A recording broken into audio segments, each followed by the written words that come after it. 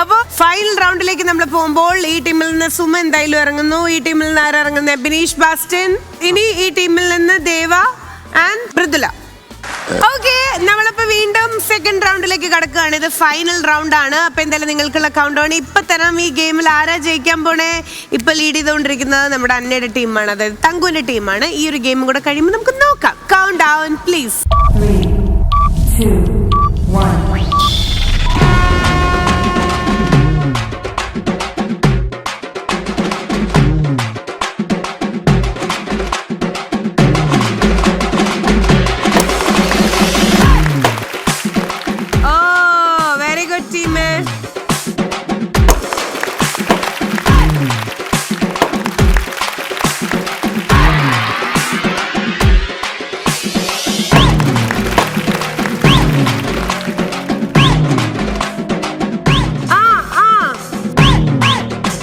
Not ചെയ്യുന്നുണ്ട്. സുമേഷ് മാറി നിൽക്കാൻ.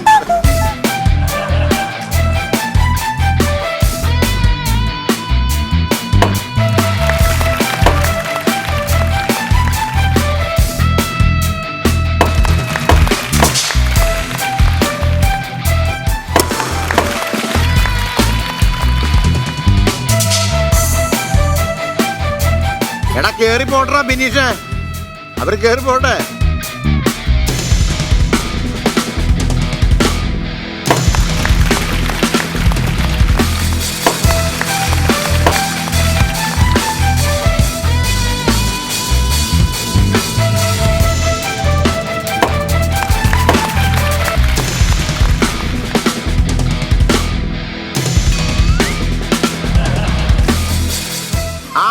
ടീമേ പറ്റില്ല, പോയി അത് ചീറ്റി പോയി.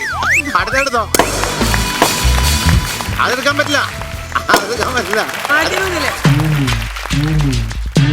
ഞാൻ ബിനീഷ് ബാസ്റ്റന്റെ പതുക്കേന്ന് പറഞ്ഞേ.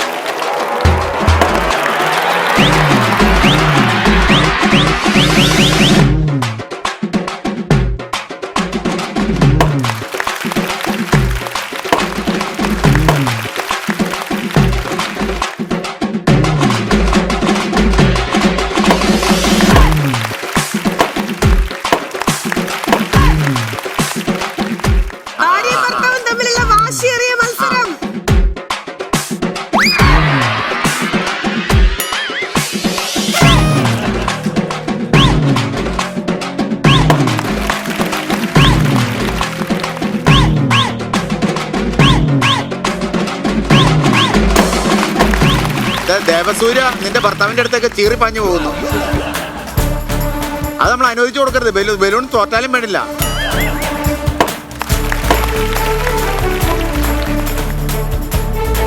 അല്ല നിങ്ങൾ വിടും മനുഷ്യ, നിങ്ങൾ എന്തിനാ അവിടെ പിടിച്ചേക്കണേ?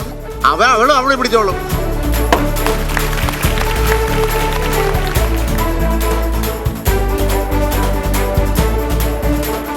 ഇവര് രണ്ടുപേരും ഒരു സമയത്ത് എങ്ങനെയാ മൃദുല അവിടെ വരണേ? അപ്പൊ അതിലെന്തോ ഇല്ലേ?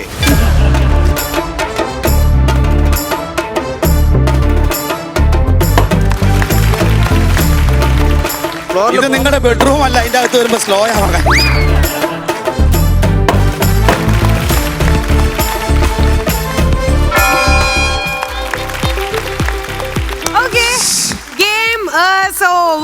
ടോട്ടൽ പോയിന്റ്സ് നോക്കുമ്പോൾ ആദ്യം നമുക്ക് ഈ റൗണ്ട് നോക്കാം കേട്ടോ. ഈ റൗണ്ടിൽ തങ്കുവിന്റെ ടീം, അതായത് അന്ന ചാക്കോന്റെ ടീം ടോട്ടൽ സ്കോർ ചെയ്തിട്ടുള്ളത് 13 പോയിന്റ്സ്. സുമയുടെ ടീം സ്കോർ ചെയ്തിട്ടുള്ളത്, it's very sorry to say, നിങ്ങൾ സ്കോർ ചെയ്തിട്ടുള്ളത് ജസ്റ്റ് 16 പോയിന്റ്സ്. ടോട്ടൽ പോയിന്റ്സ് രണ്ട് ടീമിന്റെയും കൂടെ നോക്കുമ്പോ congratulations to Thanku and team. അല്ല, കൺഗ്രാറ്റുലേഷൻസ് ടു സുമ